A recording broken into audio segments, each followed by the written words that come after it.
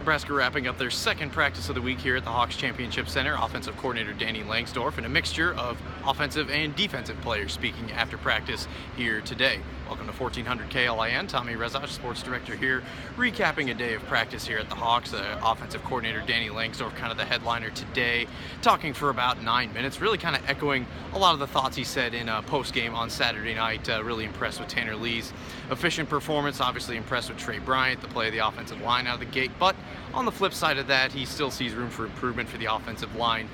They were calling some holding penalties, a couple of false starts, particularly Nick Gates and Cole Conrad. That was kind of a problem early on in the game. Then he talked about protecting Tanner Lee. He was dropped for a sack there a couple of times. So a couple of things that he mentioned there.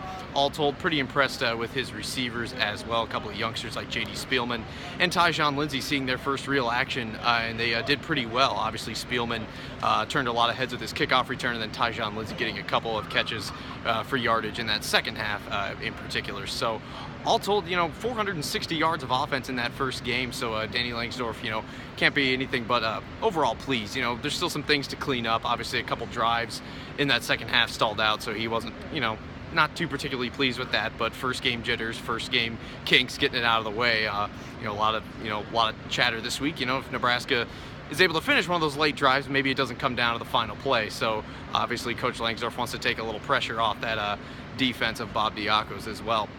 A couple of assistants we heard from today. I talked to wide receivers coach Keith Williams, and I asked him, Stanley Morgan, starting the year with a career high 100 yards. I mean, is that the standard? Is that what's expected of him every week? And Coach Williams says that's about where they expect him. That's kind of what they think he's capable of for most of the year, and that's where they see him kind of going for the rest of the season. Stanley Morgan with 5 catches for over 100 yards and that nice touchdown from Tanner Lee in the first half. So obviously he turned a lot of heads in that first game, and they expect him to just keep climbing onward and upward. Also asked him about Brian Reimers, the Lincoln East product, who had a couple of big catches last year, number of catches last year, that touchdown against Oregon last season.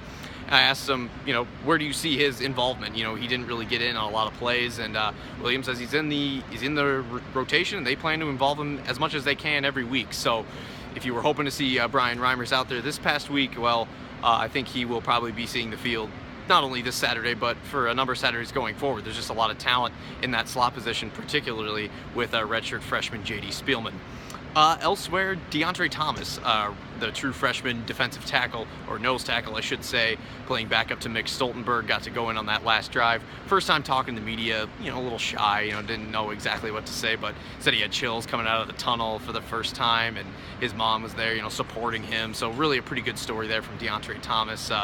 Nothing like the first game as a true freshman and coming in a crucial situation. That was quite something. Also heard from junior defensive end Freedom Akinmoladun. Feels like he played okay, for the first game, and talked about how tough it was to contain a mobile quarterback like Justice Hansen, and kind of get the same thing with Oregon this week with Justin Herbert. More of a mobile pass, more of a pocket passer like Tanner Lee, but can run around as well. So that'll be something that Freedom and the defensive line will be looking to defend. Elsewhere, that's about all I got to talk to. Luke Gifford spoke briefly. Mike Cavanaugh spoke for just a minute. I wasn't able to rush over there by the time he was gone. Other than that, that basically wraps it up for offensive and defensive players.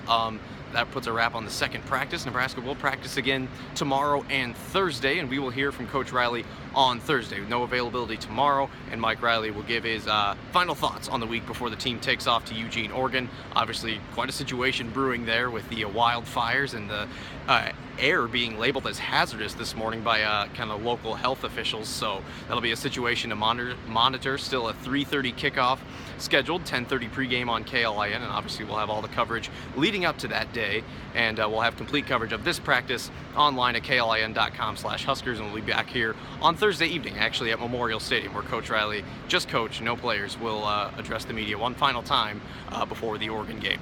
Well, from the Hawks Championship Center, this is Tommy Rezac for 1400 KLIN saying so long and good night. Thanks for watching, and we'll see you back here on Thursday.